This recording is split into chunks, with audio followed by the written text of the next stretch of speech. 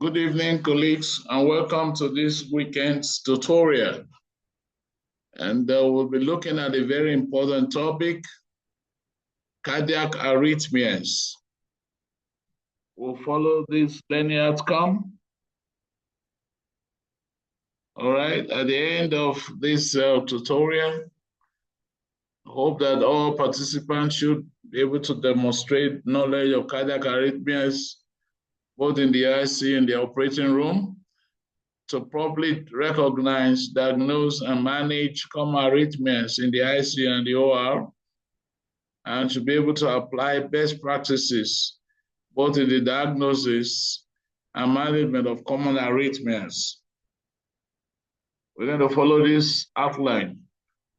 So before we go into the tutorial per se, I want us to consider these clinical scenarios, two of them, that I've brought out here.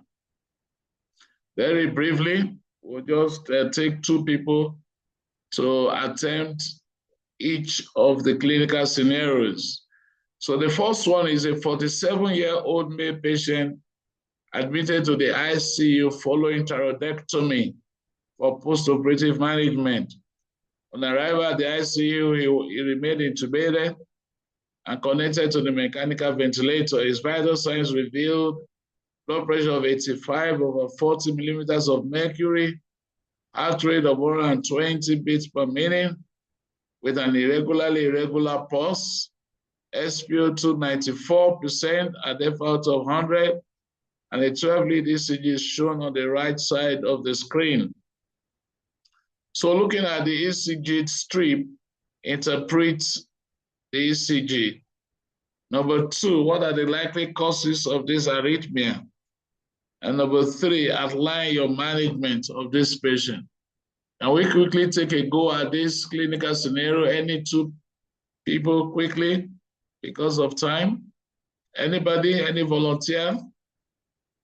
You have this patient in your ICU. How will you diagnose this case and how will you manage it? Anyone? Let's try. Adejum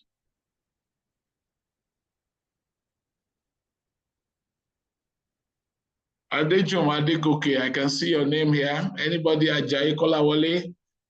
Aliyu? Anyone? Can you hear me?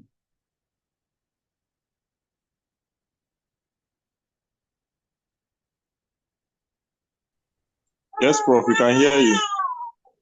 Yeah, let somebody try. Anybody? Or if there's no clue, let me know so that we'll go to the second one.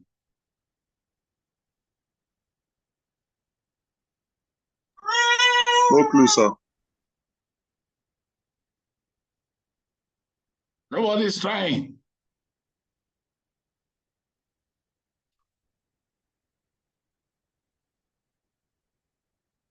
Oh my God, nobody's trying here. Okay. Okay, let's go to the second scenario whether we can have a trial. All right, the second scenario is a 65-year-old female patient admitted to the ICU following neurosurgical procedure. She's a known ischemic heart disease patient who had undergone coronary artery bypass graft surgery. On the second day of admission, her heart rate went up as high as 180 to 200 beats per minute with a stable blood pressure. She's intubated on mechanical ventilator. A 12-lead ECG was ordered, and the result is here. What are your differential diagnoses? Interpret the ECG, outline your management. This is a case that happened in our ICU, so I expect the people that work with me on this case, I'm sure you remember this case. Any attempt?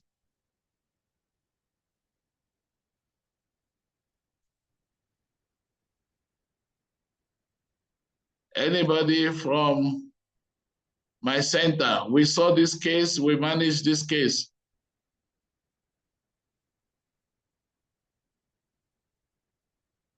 Oh my word, what's happening tonight?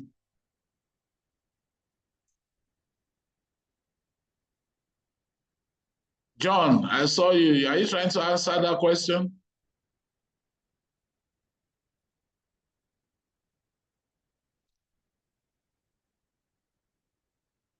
Dr. Ngomsi.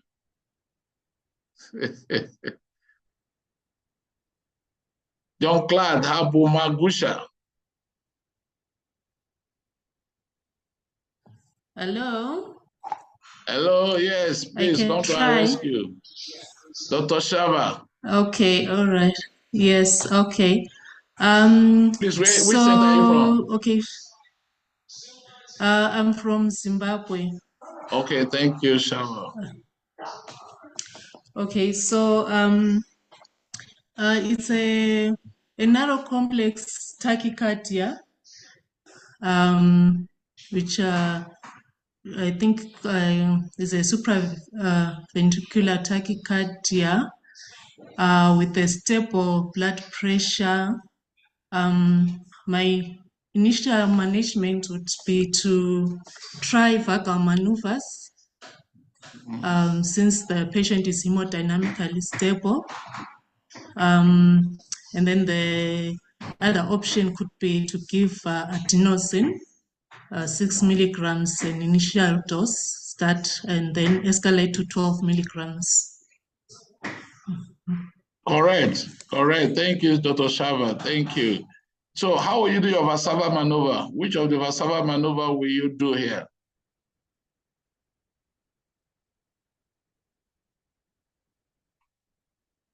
Dr. Shava, Valsalva maneuver agreed. So what kind of Valsalva maneuver will you do here?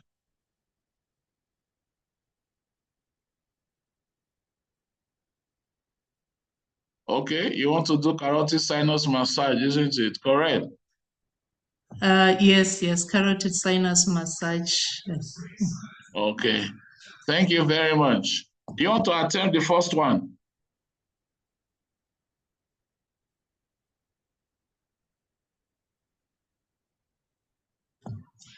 Dr. Shava, you want to attempt the first one? This one?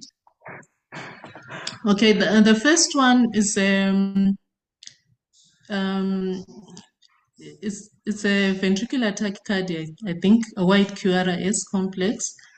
And then the patient is hypotensive. Sure, that one is difficult. Now, let me help you. This patient had thyroidectomy. Okay. And he has irregular pulse. What are you thinking about? What arrhythmia are you thinking about?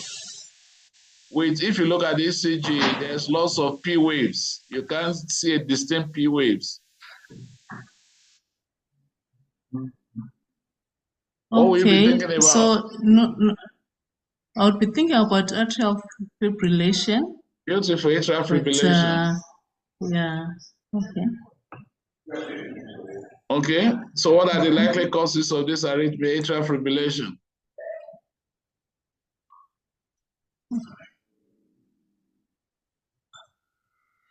Yes, Lameck said atrial fibrillation, you are correct. So, good attempt. We'll come back to this as we go on. These clinical scenarios I just picked from this. Hello, yes? I think I can give it a go. I'm Tsvai from Zimbabwe. Okay, people from Zimbabwe are taking a shot. Go ahead, ma.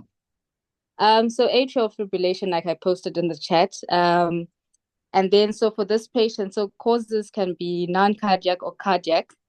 In this patient post-thyroidectomy, I might be erring on the side of non-cardiac,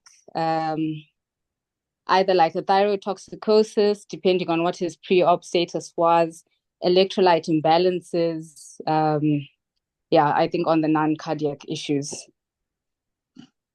Yeah, perfect. You're correct. So how will you manage this patient?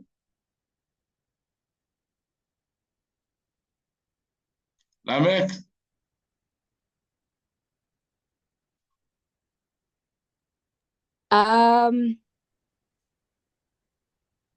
So this patient is unstable, I think, with that because of the low blood pressure. So probably a synchronized cardioversion, I think, would be my option. Beautiful. Electrical cardioversion. I've got some cardioversion, correct? What other things can you do? In continuing management of this patient, you can do electrical DC cardioversion. What again can you do? And this, remember that the timing of your atrial fibrillation matters. Determines your line of management. So this atrial fibrillation is occurring less than 48 hours, isn't it? Does it have any implication on your management? So I think with the long-term atrial fibrillations, there's need of anticoagulation first. Beautiful. Xenogloria said beta block anticoagulation. All right, good trial. Thank you very much. I was almost becoming sad that nobody was attempting the clinical scenario today. All right, so let's go to our tutorial, but good try, everyone. I hope the rest of us followed, and it will be clear as we go on. All right, so cardiac arrhythmias are abnormalities of the cardiac rhythm, all right, and they are very common, especially among critically ill patients admitted to the ICU. And even our surgical patients, as an anesthetist, we should familiarize ourselves with these conditions. All right, there are so many sequelae. It can cause sudden death, psychopathic attack. It can lead to heart failure, as we're going to see as we go on. All right, dizziness, palpitations, and sometimes it may be asymptomatic. All right, so before going to abnormality, we'll remind ourselves of the physiology of the electrical activity of the heart. Okay, let's look at this diagram. You know, here, all right, the junction of the superior vena cava and the inferior vena cava, you have the pacemaker cell of the heart, the sinus node. All right, so this is the pacemaker of the heart that generates electrical impulses. These impulses are transmitted to the atrioventricular node, which is close to the atrial septum. All right, and this transmitted through the bundle of His and down to the Purkinje fibers, and you have both the right bundle branch and the left bundle branch, and the left bundle branch is also divided into left atrial and left posterior fascicles. All right, so this is how the electrical activities of the heart is represented.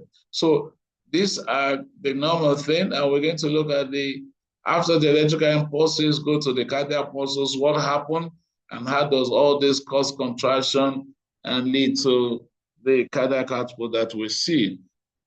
All right, so the action potential of the heart, I'm going to just look at the diagram, okay? The resting membrane potential is about minus 90 to minus 96 millivolts, and you can see from both of them. So we have 4 phases of the cardiac action potential following electrical stimulation from the SA node. All right, so the resting membrane potential, when we have neutrality of electrical impulses, and then you have at the arrival of an electrical impulse, there's depolarization, where you have sodium. Remember that at the resting membrane potential, the inside of the cell is more negative and the outside is positive. But with electrical stimulation, there's depolarization. So you have sodium ions rush into the cell, all right, causing depolarization. And that is phase 1. I mean, phase 0. At the end, at phase 1, the sodium channel is closed, and you have the potassium exits the cell, and you have calcium ions, all right, come into the cell. So calcium is in, all right, and potassium is out. Phase 2 is the phase of repolarization, all right, phase 2 is absolute refractory period, rather, all right. At this point, there's no cardiac action potential that can be initiated. And phase 3 is when you have repolarization, all right, where calcium is out, potassium is out, calcium ion closes, all right, and we have rapid repolarization. Then you go to phase 4, where you have the resting, you're back to the resting membrane potential. And this is important for us to understand because it's also, correlates with your ECG, especially during cardiovascular, all right? Because you don't want to cardiovascular during the ST waves, which is the period of absolute refractory period. So it's important for us to just familiarize ourselves with this. So with inflows of sodium ions into the cell, the membrane potential becomes more positive until it gets a threshold of about 52 millivolts when you have, the active depolarization and all that. So this is just a schematic diagram of the action potential of the heart. All right, so classification of arrhythmias is based on the origin of the rhythm, all right? So if the abnormal rhythm originates, all right, it can originate supraventricular, that is the atrium or the atrioventricular node, or it can be ventricular, all right, if it arises from the ventricles. All right, our classification of arrhythmias also can be divided based on the rates, slow rates, bradyarrhythmias, and faster rate tachyarrhythmias. It may also be classified on the basis of regularity. When you look at the RR interval, all right, if it's regular, if the RR interval is uniform, all right, from beat to beat, it's a regular arrhythmias. But if it's not uniform, it's irregular. So these are the three major ways of classifying it. Another way of classifying arrhythmia can be based on disorders of impulse formation and disorders of impulse conduction.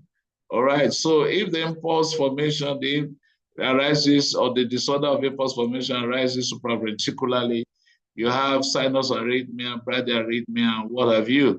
If it's a junctional rhythm, the impulse is formed from the junction, AV junction, or if the electrical impulse starts from the ventricle, so you have your ventricular arrhythmias. All right, disorders of impulse conduction. All right, if there's a slow conduction, or the conduction is blocked, or the conduction passes through abnormal pathways, you have arrhythmias with you.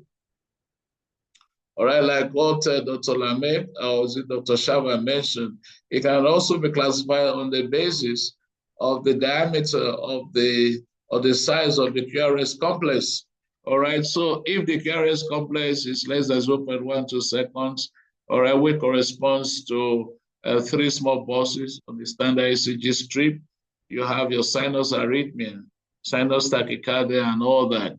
Then if it's a broad or wide complex where you have the QRS complex more than 0.12 seconds, you have your ventricular ectopics, VTAC, VF, and even supraventricular tachycardia.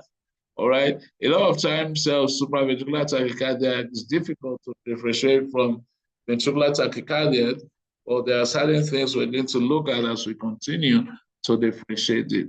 Note also to say that narrow complex arrhythmias usually originate supraventricularly, while broad complex or wide complex arrhythmias originate below the atria. All right, so in terms of prevalence, all right, atrial fibrillation, AFib, is the most common sustained arrhythmia, especially lasting for equal or more than 30 seconds. Its prevalence increases with age and is more common among the male gender than the female gender. All right, we have supraventricular tachycardias. These are common particularly in children and young adults, and is said to affect about 2.25 per 1,000 people per year. The ventricular arrhythmias, fortunately, are less common, but unfortunately, they are more dangerous because they can precipitate cardiovascular collapse. Most times, ventricular arrhythmias, VTAC or VF, are more associated with underlying heart disease. All right, like I mentioned, it can lead to sudden cardiac death. So we have the bradyarrhythmias, all right, which can sinus bradycardia. You can have your 3 types of heart blocks. These are commoner among elderly patients, and they're usually associated with underlying heart conditions or patients who are on beta blockers. We have premature beats, which can be premature atrial contractions or premature ventricular contractions. A lot of times these are common and occur more commonly among healthy individuals without any underlying heart disease. All right, so looking at in terms of abnormality of rates, okay, the bradycardia, the heart rate is usually slow, less than 60 beats per minute. I'm sure many of us must have come across this. And the reason of this, especially in sinus bradycardia, is a result of abnormally slow automaticity, either from the SA nodes or, most likely from the pacemaker, the SA node. All right, bradycardia can be due to AV block. All right, so remember I talked about slow conduction, and we also talked about blockage of conduction. All right, so you can have AV block where you have your type 1, type 2, and type 3. In tachycardias, the heart rate is very fast, usually above 100 beats per minute, and this could be as a result of accelerated automaticity, where the threshold, or rather the diastolic depolarization, is very fast. Or it can actually be due to triggered activity, all right, which can be due to myocardial damage or pacing. You know, when you have spikes, we call this pacing spikes. Catecholamines, electrolyte disturbances, and some medications like digoxin can lead to triggered activity. All right, the entrant or the cycles movement, where a ring of cardiac tissue surrounds an inexcitable core, especially following myocardial infarction. All right, you can have the re-entry tachycardias. Most of the regular paroxysmal tachycardias result in this fashion. All right, so that diagnostic approach, when you have a tachycardic patient with you, you want to look at 3 things. All right, the first one is you want to be able to categorize, like one of our colleagues did correctly. You want to know, is it a narrow complex tachy or a broad, complex tachy? All right, you want to look at it. The QRS duration, if it's less or equal to 0.21 seconds, that's 120 milliseconds. It identifies as a narrow complex tachy. All right, but if it's longer, it's a wide or broad complex tachy. You want to also look at the uniformity, like I mentioned. All right, you look at the RR intervals, if they're uniform in length, all right, on the strip, okay, of the ECG tracing, you want to know that whether it's regular. If it's not, it's irregular. So we can have regularity or irregularity either on the narrow complex or the broad complex. For the narrow complex, if the RR interval is uniform, that is irregular, you want to think about sinus tachy or AV nodal reentrant tachy or atrial flutter rather. But if the RR interval is not uniform, all right, you want to consider multifocal atrial tachy or atrial fibrillation. All right, so we look at the different specific arrhythmias, and the first one we're looking at is a sinus arrhythmia. All right, in this one, it is usually characterized by the change in heart rate with breathing. When the patient breathes, all right, either fast or too slow, the heart rate changes with it. All right, there's irregular spacing of normal complexes with respiration, but the PR interval is usually constant. The beat-to-beat change in RR interval is what makes it an arrhythmia here. Usually it's a benign condition, and we normally see it in young individuals. Yes, so the supraventricular tachycardias, like we mentioned, arise from either the atrium or the atrioventricular junction. Because the conduction is through the, let's go back to this, our first, yes, in supraventricular tachycardia, all right, it arises either the SA node here or the AV node, but the conduction is still to the body of his, all right, it still passes through the normal conduction pathway. All right, so in this, you have, where am I? Okay, so the conduction is via the bundle of his and the Purkinje fiber system. So you see that the QRS shape usually similar to that same when the patient is at baseline. All right, supraventricular tachycardia, the management can either be based on the hemodynamic status of the patient. All right, like what one of our colleagues mentioned earlier on. But generally, I use the mnemonic CACA, all right, to remind us of how to approach an SVT. The patient the second scenario was a real patient we had in our ICU some weeks ago or months ago, 65-year-old woman who had a neurosurgical procedure and you know, they known ischemic disease, who had coronary artery bypass graft surgery. Second day on admission, he had supraventricular tachycardia. The heart rate went about as high as 200, 220. So we followed this carotid massage, all right, which produced little or no relief. And then we started on adenosine, all right. And it's a miscellaneous type of antiarrhythmics. We're going to look at it as we go on. And 6 milligram, then we gave 12 milligram, but it didn't actually have a sustained rate control, all right. Remember that adenosine is only used for rate control. So we had to add amiodarone, all right? And that was why we were able to achieve rate and rhythm control. Because the patient was hemodynamically stable throughout, it didn't require cardioversion, but we kept monitoring the blood pressure. All right, another one, you can have ablation therapy where you cauterize the abnormal tissues that is causing the supraventricular tachycardia.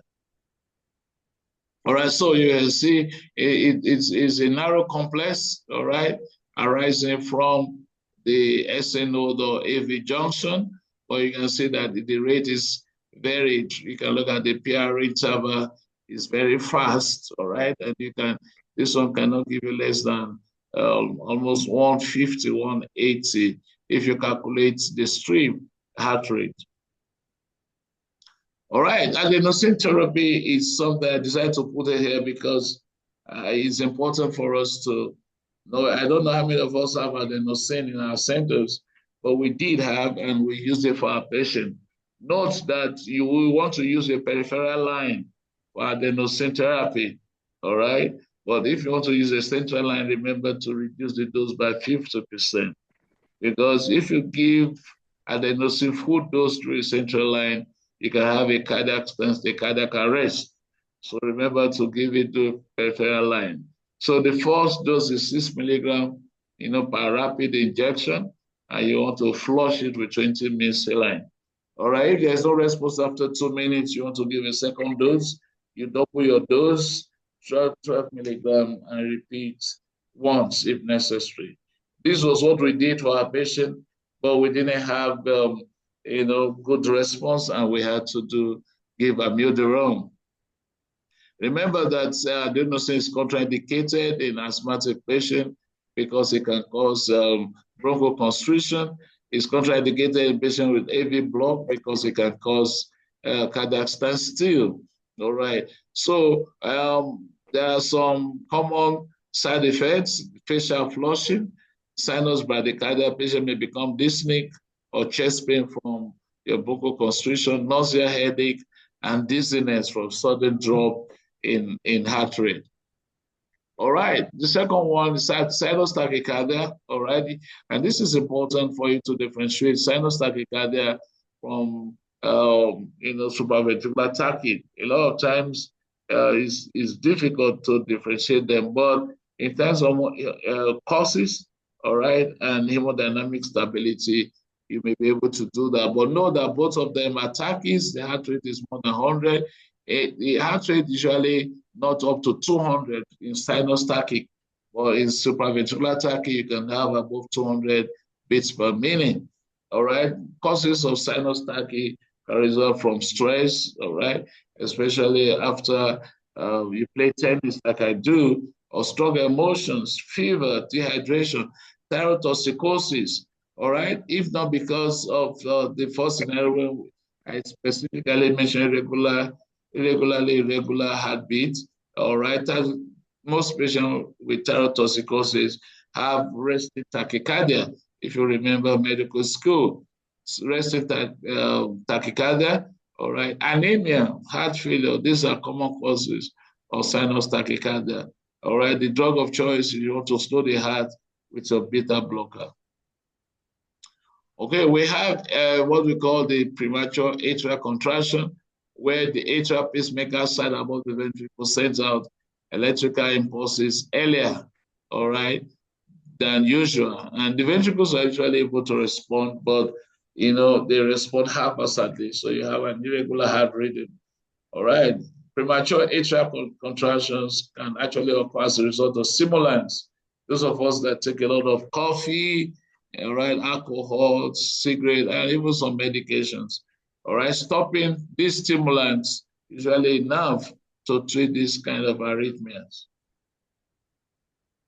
Atrial flutter, yes, we are getting closer to the common ones.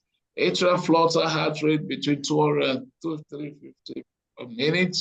All right, these ones, the electrical signals arise from the atrium at a very fast but regular rate. All right, even rate. All right, and this is what distinguishes it from atrial fibrillation. All right, the electrical signals coming from the atria come very fast. All right, and they arrive at the ventricle, so it makes the ventricle to contract faster, and you have a very fast ventricular heart rate.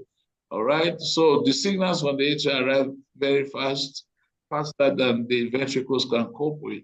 So for this, you'll see a sawtooth pattern on the ECG, or what we know as the flutter waves.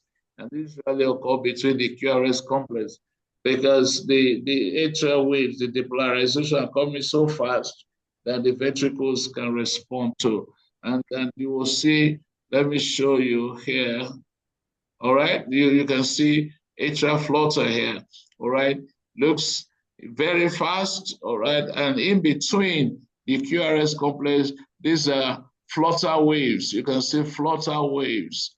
All right, these are what this is. So in between the QRS complexes, you see flutter waves. This points to atrial flutter. Okay, so the treatment is C3A. All right, you want to cardiovert, especially for patients who are symptomatic. All right, atrial flutter just that occurs that lasts more than 1 to 2 days. You want to anticoagulate, just like your atrial fibrillation. 4 weeks, you anticoagulate with 4 weeks before cardioversion. All right, recurrent paroxysmal atrial flutter can be treated with a class 1 antiarrhythmic or class 3 agent. But know that the treatment of choice, you want to ablate, we know that call it radiofrequency catheter ablation, put a catheter there and slow down, especially those atrial contractions. And that is the treatment of choice for patients with recurrent atrial flutter. Atrial fibrillation, all right, is more dangerous, all right? It is defined as lack of coordinated atrial contractions. The atrial contractions are occurring at a very disconnected, disoriented fashion. And this because the electrical signals are coming from different parts of the atrium. All right, so they arrive, and only some of these contractions are transmitted via the conduction pathways. All right, it's characterized by irregular heart rate. All right, and you'll see that there is no P waves preceding the QRS complex. The implications of AFib is that it causes impaired ventricular filling because some of the electrical signals from the different parts of the atria are not transmitted to the ventricle. So it causes impaired ventricular filling. And what's because of the irregularity, all right, there's increased risk of atrial thrombosis, which could embolize into the cerebral circulation, causing embolic stroke. Etiology AFib times, remember times. All right, times, thyrotoxicosis, toxins, patients who have had thoracic procedures, they are prone to atrial fibrillation. Patients with ischemic heart disease, patients with myocardial disease or mitral valve prolapse, patients with electrolyte imbalance, surgery itself can precipitate atrial fibrillation, and that's one of the differentials, all right? The causes of atrial fibrillation, the first patient we had, he had thyroidectomy, stress, and sepsis. All right, these are some of the common etiologies of AFib. So you want to CAT the patient, all right? Management of atrial fibrillation, CAT, C-A-R-T, cardiovert this patient, which can either be electrically, with your direct current shock, cardioversion, or you can actually also give pharmacological agents like your antiarrhythmic drugs, class 1, flecainamide or procainamide, or your class 3 agents like your amiodarone or your ebutilide. All right. You also anticoagulate this patient, especially, all right, if it is happening 48 hours, more than 48 hours for 4 weeks. This is because you want to prevent the risk of thromboembolism, all right, that is actually cardioversion. Once you shock this patient, some of the thrombus or thrombi may dislodge and be transmitted into the cerebral circulation. So you want to, give warfarin, anticoagulate them, and use your pharmacological agent to control the rate, all right, before you shock them. All right, ventricular rate control. There is rate control, which can be done with your antiarrhythmic agents, your class 1, class 2, class 3. All right, most importantly, if you have it, you want to do transesophageal echocardiography to document the presence or absence of any atrial thrombus, which would guide you to putting the patient on long-term anticoagulants. You want to treat underlying causes, that is the other T, and remember times, all right? Is the patient thyrotoxic? Is the patient toxins? Does the patient have ischemic heart disease and all that? So you want to treat the underlying cause of atrial fibrillation. All right, like I mentioned, if atrial fibrillation occurs less than 48 hours, the 2 Ds, DC cardioversion, and remember that DC cardioversion can be painful, so you want to pre-medicate with an opioid, and you want to synchronize your shocks to the arrow wave, all right, because you want to avoid stimulating the heart during the ventricular repolarization. You remember what we talked about phase 3 of your cardiac action potential, and this coincides with your T wave. So ECG monitoring is crucial in synchronizing your direct current shocks. All right, for the older defibrillators or older machines, you want to begin with 200 joules, then increase to 300 to 360. All right, for patients who you may not want to cardiovert electrically, you can do that pharmacologically with the other drugs I mentioned here. All right, so, but if the atrial fibrillation has been there for more than 48 hours, you want to use the mnemonic MAID, okay? Or if you are from Southwest Nigeria, you want to say MADI, or if you are English speaking, you say MAID.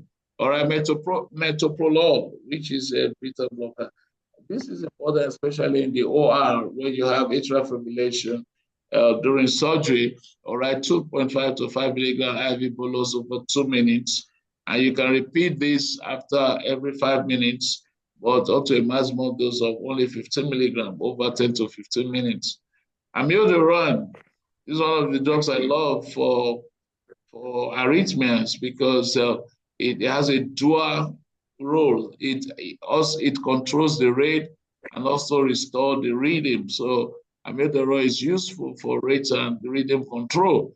Another advantage of it is that you can actually combine with your beta blocker, esmolol, or what have you, even the digoxin. Calcium blocker, diazepam is very useful. In fact, it's been said that they can actually do rate control, in more than 90%, about 80 to 90% of patients with atrial fibrillation. Digoxin, if the potassium is normal, all right, you can use digoxin.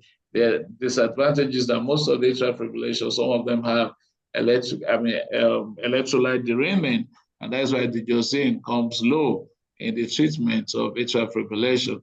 Esmolol can be used especially in the ICU, but its disadvantage is that it has a transient, duration of action, and that's why you may need to give the patient infusion of 50 micrograms per kg per minute.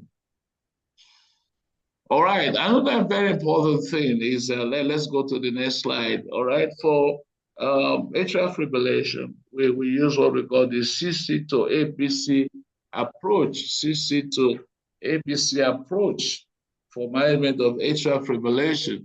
The first is that you want to confirm your AFib, all right, with either your 12-lead ECG or you use a rhythm strip, which shows your AF pattern, the atrial fibrillation pattern for more than 30 seconds.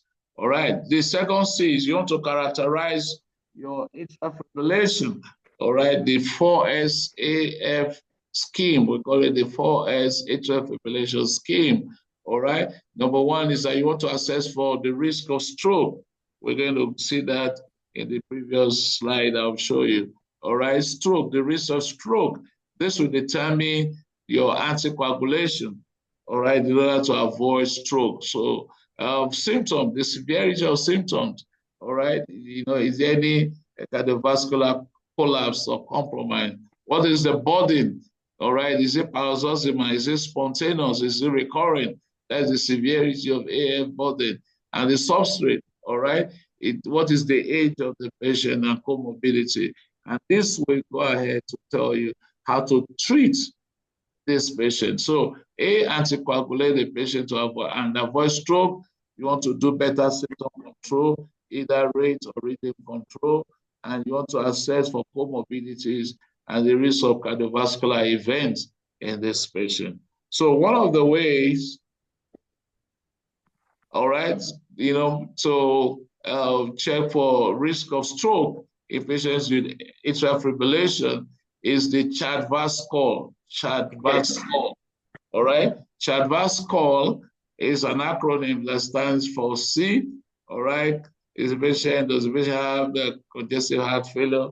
The patient hypertensive, the patient above age 75, the patient diabetic, does the patient have previous stroke, or even if it's transient ischemic attack, vascular disease of any sort, age 65 to 45, and the gender, sex, which female. So each of these items is assigned a score of 1 or 2. Age above 75, and the patient is score of 2. All right. And the scores are added and they range from 0 to 9. So if the patient has a score of 1 or greater than 1, it has a high risk of developing stroke. And this is where you want to anticoagulate this patient, all right, to avoid stroke.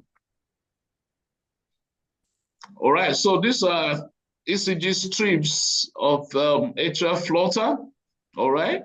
You can, like I mentioned before, there's what they call flutter waves in between two QRS complex. Why atrial fibrillation is a disordered, rhythm, all right? And it's usually, you can't miss it, okay? We call it fibrillatory waves. You can see the waves are fibrillating, all right? Fibrillating waves, okay? Where am I? Okay, we're looking at, the use of, I try to just compare adenosine and amiodarone here, all right? Now, they are different antiarrhythmics, all right? Amiodarone is a class 3, all right? Antiarrhythmic, all right? That is a potassium channel blocker. Why adenosine acts on the adenosine receptor, all right? It's an adenosine receptor agonist, all right? I mentioned this. Indication is atrial fibrillation, all right? It can be used for atrial flutter, that's amiodarone, VTAC, and ventricular fibrillation. But adenosine specifically used to terminate paroxysmal SVTs, all right? In some cases, it can unmask any atrial arrhythmias. All right, amiodarone can be used orally and IV, but most of the time adenosine is given IV. All right, immediate to hours, all right, also the version of amiodarone. All right, and orals can actually take several days before the maximum effect kicks in. But for adenosine, especially for patients in the ICU, the onset of action is immediate. All right. I have about 8 minutes more. Let's see if we can just finish atrial or the narrow complex arrhythmia. So the Wolff-Parkinson-White syndrome is a very uncommon arrhythmia, but very, very significant because it can cause cardiovascular collapse. In Wolff-Parkinson-White syndrome, there's an abnormal band of atrial tissue which connects the atria to the ventricles. All right. So what happens is that it makes the electrical conduction, bypass the normal pathway. So what we end up having is what we call the re-entry circuit. All right. It's characterized by a short PR interval. All right. And you see a delta wave. Let's see. If I can get it straight. Yes, so this is an ECG. You see the short PR interval. The PR interval is very short. Then on the upstroke of this, let me look for a delta wave here. It's not shown here, but on the upstroke, you see an abnormal waveform on the upstroke of the QRS complex. I don't know if you can see my arrow. So it will be here. So this is characteristic of Wolff-Parkinson-White syndrome. All right. So the treatment includes electrical cardioversion because of the risk of hemodynamic compromise, or you can cardiovert with a class 1C procainamide. All right. Actually, procainamide is the drug of choice for managing Wolff-Parkinson-White syndrome. You give it at 100 milligram IV over 2 minutes. Remember that in this patient, the Josin of verapamil are contraindicated because this can actually cause a cardiac arrest in this patient. The treatment of choice is to cause ablation of that abnormal band of atrial tissue connecting both systems. All right, I think we should stop here because the next one will be going to ventricular arrhythmias, which may take us longer. All right, we have about 5 minutes more. So let me stop here. Next week, by God's grace, we will continue ventricular arrhythmias. So I want you to digest atrial arrhythmias. Today, we've looked at it, and we've looked at our different scenarios. So let's go back to our scenarios and see if we can just attempt them. Am I still audible? Can you still hear me? Yes, sir. Yes, sir. Okay, I hope you followed me. Yes, sir. Okay, so let's look at our scenario again. Okay, so we saw this patient, 47-year-old male patient, in our ICU after thyroidectomy. All right, and it had hemodynamic compromise, heart rate of blood pressure of 85/40, heart rate of 120, and the pulse is irregular. And you have this ECG strip here. You can see the fibrillating waves, all right? And you can see that it's irregular, all right? The QRS complex is irregular. So the interpretation of this one is atrial fibrillation, like Dr. Shava mentioned earlier. So what are the likely causes now? Most likely this patient had thyrotoxicosis, all right, or any thyroid abnormality, but most likely toxic thyroid, all right. Number 2, that's a precipitating factor. Number 2 is that the stress of surgery, all right, the stress of surgery could have also precipitated this arrhythmia. What other thing can precipitate this arrhythmia? This patient could also be septic. All right, so these are the likely causes of atrial fibrillation in this patient. Management, we've mentioned that before, all right? So you want to cut the patient, cardiovert the patient. That's very important, all right? Because the patient is hemodynamically unstable, you want to do electrical cardioversion, all right? Since the patient is in the ICU, most likely the patient is sedated, so you may not need any pre-medication. But ECG monitoring should be continued as you try to cardiovert this patient electrically, all right? And to sustain your rate and your rhythm, you may need some antiarrhythmic. All right. Now you continue to monitor. If this atrial fibrillation continues more than 2-3 days, there's need for us to anticoagulate this patient. All right. And then lastly, you want to do rate control. Okay, with your MADI or MAID.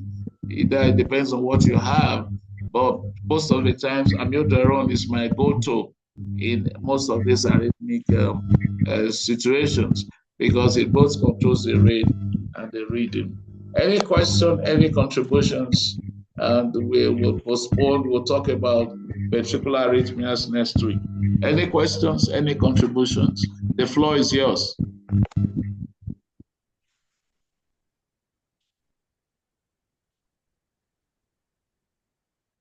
Any question, any contributions?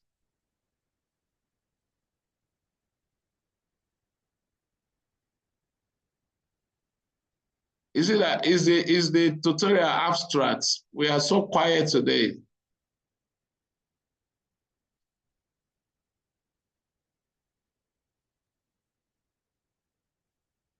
Adejuma Adegoke, please go ahead.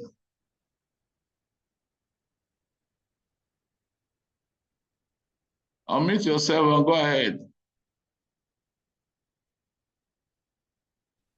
All right. Thank you so much, sir, for the presentation. It was actually quite well explanatory. So for my question, actually, it's in accordance with atrial fibrillation management, and it's that of the synchronizing DC shock to R wave. So I believe that for us to do this shock or to give the shock to the patient, that means if I understand you, that we have to give the shock just right at the R wave reading on the ECG, if Yes. that was it means by the. Oh, okay, all right. Thank you. And So that's why it's called synchronized. Okay. All right. So that's why it's called synchronized DC shock. Yeah. Okay.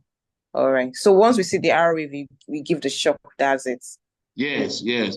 And you know, another thing is because if you miss the R wave and remember, if you look at your action potential wave, all right, during phase 2, all right, phase 2, you have what they call refractory period, all right. No action potential can be generated or initiated. And this is when the patient is also both at that phase 2 and repolarization phase. Repolarization phase coincides with the T waves. This is when the cardiac muscles are resting, preparing for initiation of another repolarization. So you are hurting the heart more if you do the shock outside of the R wave, and you won't get the required action potential that you desire. I hope that answers the question. Very well, perfectly, sir. Thank you so much, sir. Yeah. Any other comments? Any question? Discussion? We still have about 2 minutes for discussion. Anybody? Angela. Yes, sir. Good evening, sir. Good evening, ma'am. Any question? My question. Yes, sir. I have a question, sir. Yes. Okay, my question is still with regards to chasing the R wave. I thought it's the machine will like give a prompt on when to give the shock. Yes. Okay, and sometimes times you can also press to give the shock, but the machine will not give a shock until an R wave. Am I correct, please? Yeah, but that is where you are using the automated defibrillation machine. You get it? If you are using these other machines that the older ones, you need to do it at the R wave, all right? Most of the times, one of the advantages of automated defibrillators is that they give you voice prompts and all that. But for those ones, and that is, the voice prompt is because it's synchronizing into the R waves.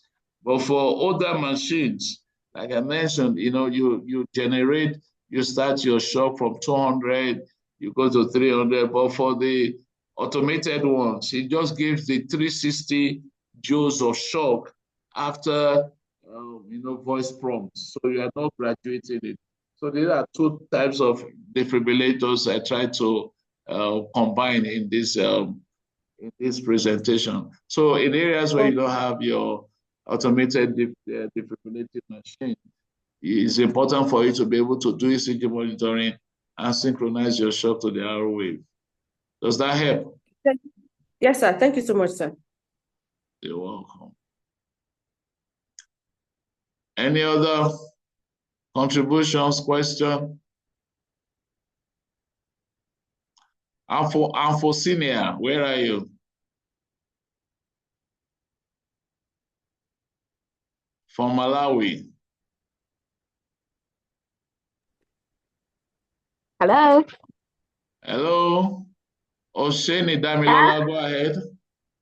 Good evening, sir. Good evening, ma'am. Thank you very much, sir, for the lecture.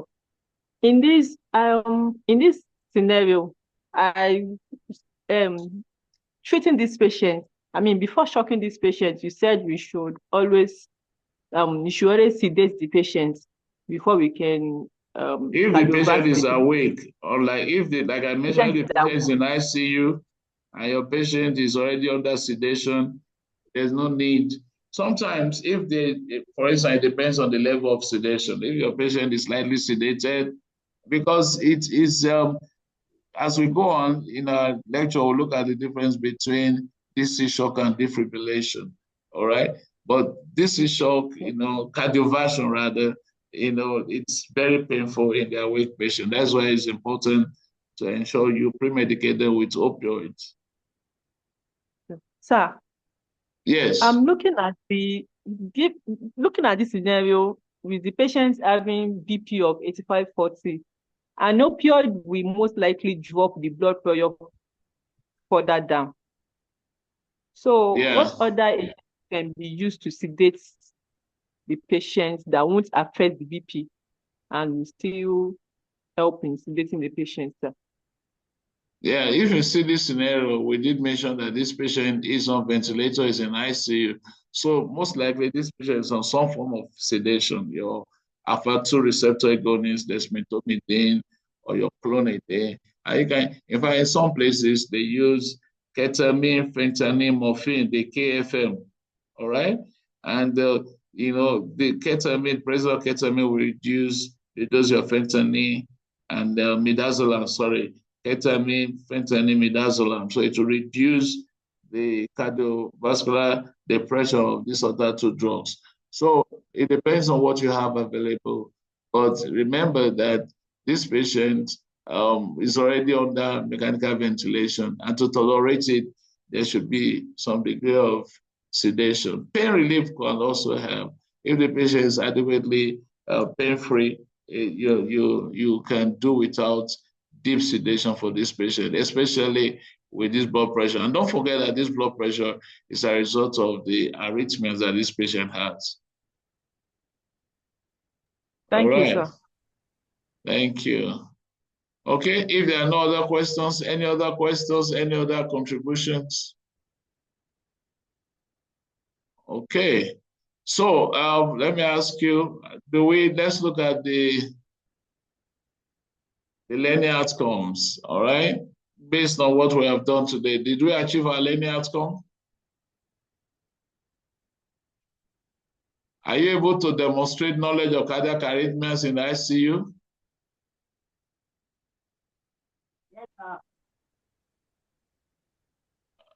Hello? Yes, sir. Yes, Prof. Yes, sir. Okay.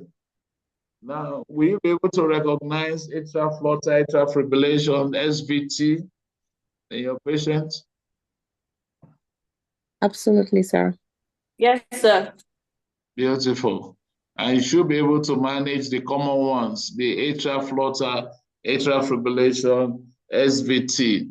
All right, that means my job is done. Next week, by God's grace, we will continue ventricular arrhythmias. I thought we could finish it, but the lecture seems to be very bogus. So thank you. Have a wonderful day. What we're trying to do with Canessa, maybe as from the next few weeks, we're going to follow Canessa curriculum, and I've gotten some requests that I should also do some anesthesia topics. If you notice, I've been doing more of IC related topics. Let me know if you want anesthesia topics. You can just put it in the chat group. Then we can formulate a way of bringing them in. And I'm also hoping to engage some of our respected consultants and specialists to also assist in giving some of these lectures. So do let me know in the comment sections, anesthesia, if you want some anesthesia. My initial plan is to just concentrate on ICU because I thought that was what was lacking in the sub-region. But if you want some anesthesia topics, please just comment on the chat group and then we'll work on it. Thank you.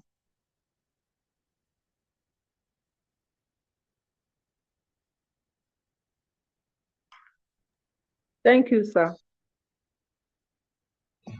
Thank you, Prof. Thank you. Thank you, Prof. Thank you so much, sir. Thanks.